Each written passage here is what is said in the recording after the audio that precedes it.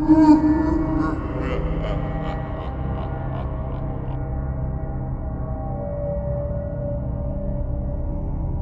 school in question was on the edge of a quiet, almost abandoned neighborhood. It was once a prestigious educational site, but over time the fame faded with the advent of new buildings. The old wing of the school, which housed elementary classrooms and a pair of toilets, was closed several years ago, officially due to outdated infrastructure. However, there were rumors among the residents of the area that the matter was different. There were children missing, an elderly woman from a nearby store whispered. And then the school was just hushed up.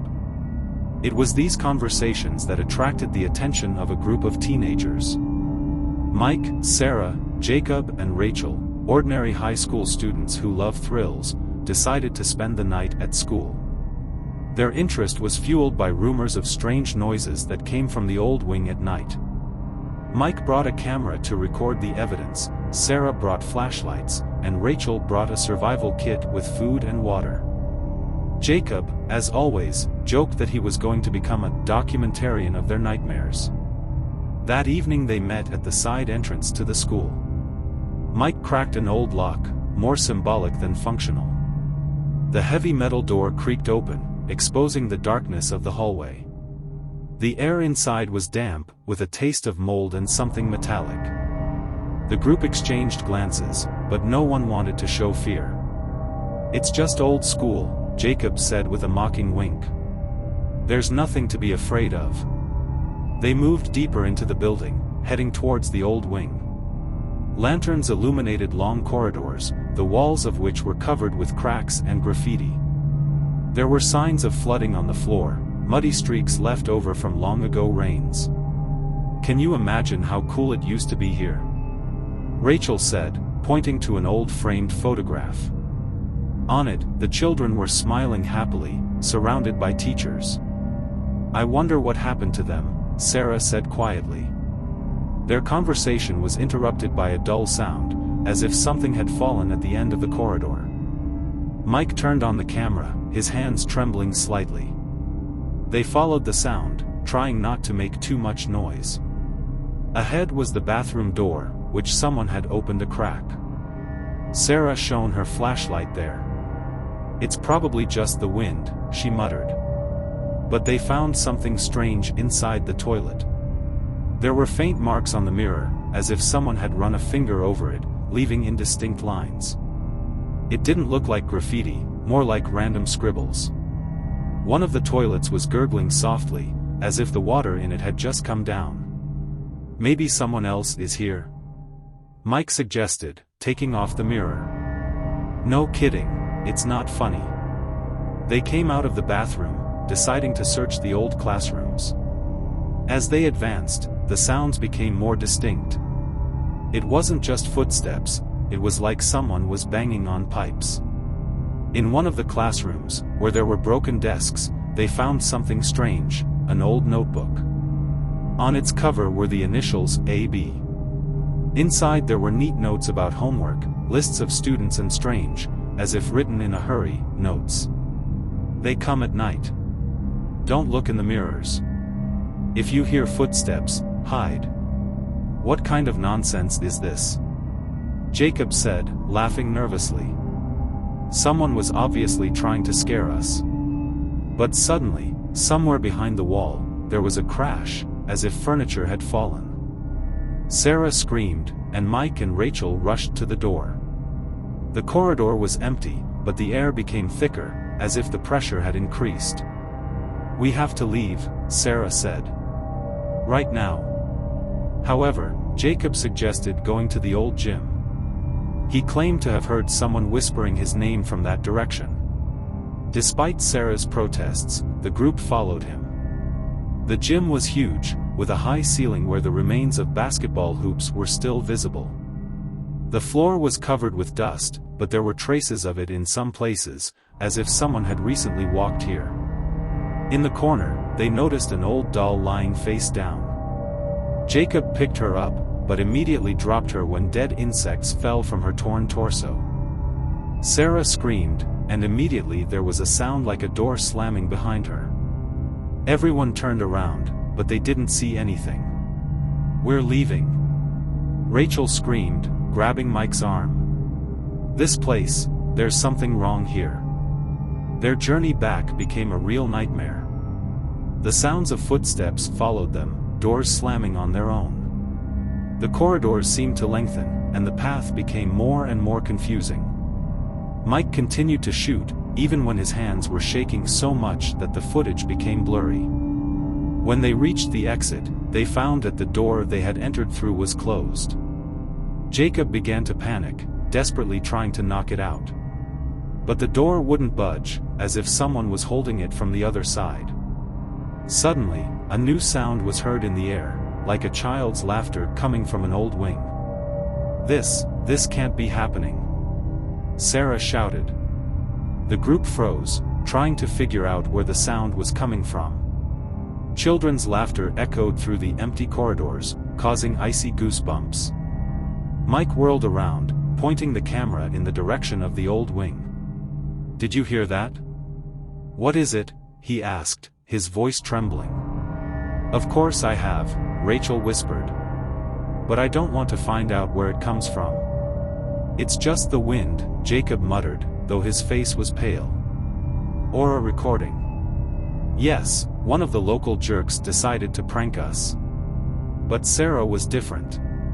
She stood motionless, staring into the darkness, her eyes wide with horror. "There's something here," she said softly. "We have to leave. Right now." But before they could take a single step, the light bulb on the ceiling, one of the few still working, began to blink, and then exploded with a loud bang. Shards scattered across the floor, causing everyone to jump back. At the same moment, the laughter became louder, and another sound was added to it, scratching, as if someone was running his nails along a concrete wall. "Run!" Mike shouted, finally losing his courage. They rushed towards the stairs leading to the first floor. Flashlights darted from side to side, illuminating only moments of the surrounding nightmare. Dark spots began to appear on the walls, as if blackness was emerging from within. A door suddenly slammed in the hallway in front of them. Jacob slammed his shoulder into it, but it wouldn't budge. "Damn it! Stop it," he shouted. "We can't get out." Mike turned abruptly, filming what was happening, but suddenly his camera caught something at the end of the corridor. It was something. The silhouette of a child standing in the distance looked at them. He was holding something resembling a doll in his hands.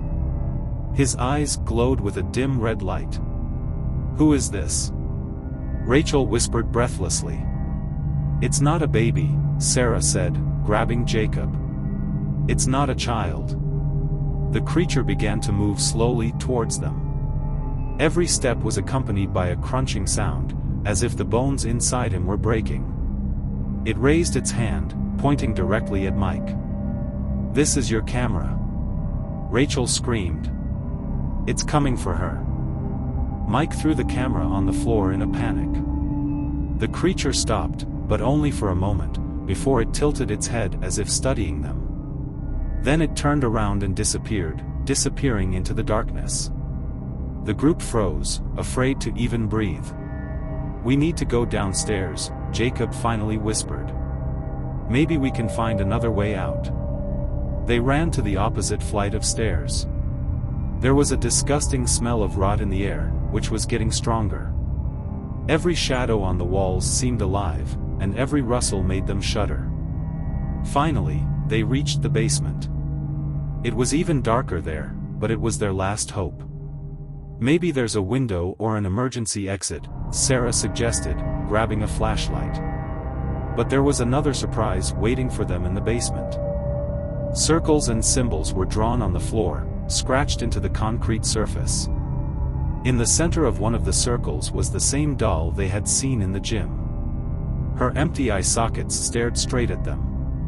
"Someone is doing strange things here," Rachel whispered, her voice trembling. "We need to." But she didn't have time to finish. The lights of the flashlights began to flicker, and the basement was filled with whispers. It was dozens of voices speaking at the same time. They didn't understand the words, but the intonation was frightening, ominous, hungry. The floor cracked under their feet, and one of the circles began to glow with a dim red light. "Get back!" Jacob shouted, grabbing Sarah's hand. But it was too late. The floor beneath them began to cave in. Mike lost his balance and fell. The camera flew out of his hands, hitting the wall. At that moment, all the flashlights went out, plunging them into absolute darkness. Silence surrounded them, broken only by rapid breathing. Then, something cold touched Rachel's shoulder. She screamed, but her voice stopped abruptly. Sarah felt something grab her wrist, squeezing it with an iron grip. "Don't leave me!" She screamed, but her voice echoed in the darkness. Mike, in a panic, trying to find at least some way out, groped for his camera on the floor. Turning on his night vision, he finally saw what was around them. They were figures.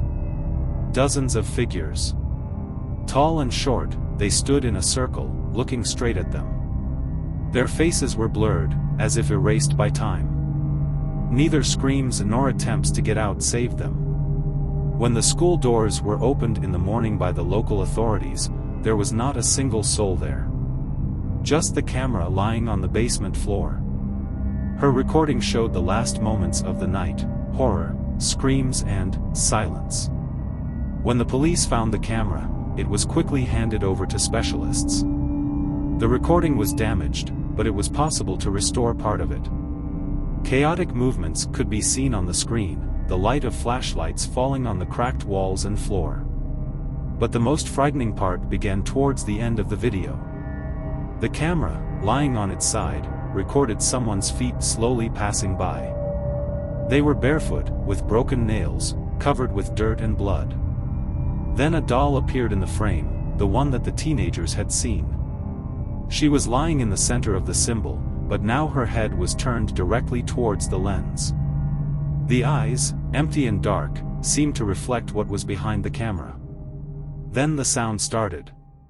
The whispers grew louder and merged into a single ominous chorus. The voices repeated one word, but no one could make out its meaning. The last moment of the recording showed someone leaning towards the camera. The face was blurred, as if it had been deliberately erased. An expert who worked with the recording described this feeling as if the image itself is afraid to show what was there. A few days later, the police sealed off the school, citing an investigation. The locals, who had previously only whispered about oddities, now began to be openly afraid of this place. People said that shadows are visible near the school at night, although no one enters or leaves. And one night, the guard assigned to monitor the building disappeared. His car was found nearby, with the engine running and the door open. But there was no trace of the man himself. Meanwhile, the camera has become a source of new rumors. She was kept at the police station, but even there strange things began to happen to her.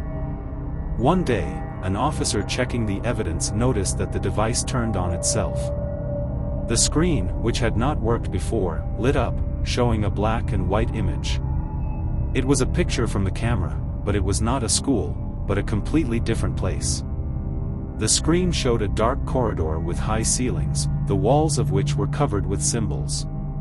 Faint footsteps could be heard from outside the frame. The officer tried to turn off the camera, but it did not respond. Then he picked it up, and at the same moment the screen went off. An hour later, his colleagues found him in the archive room, sitting on the floor. The officer's eyes were wide open, and his mouth was whispering something soundlessly. He did not respond to questions, only pointed to a dark corner of the room where there was nothing. Rumors about the camera and the school reached local journalists. One of the brave souls, a reporter named Caitlin, decided to break into the building to film a report. She believed that all these stories were just a way to draw attention to an abandoned school.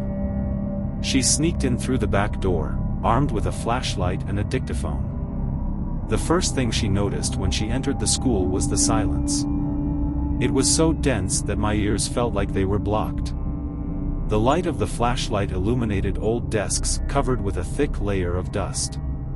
Caitlin walked down the main hallway, her footsteps sounding too loud, bouncing off the walls. She turned on the recorder, starting to take notes. "I'm inside the old school.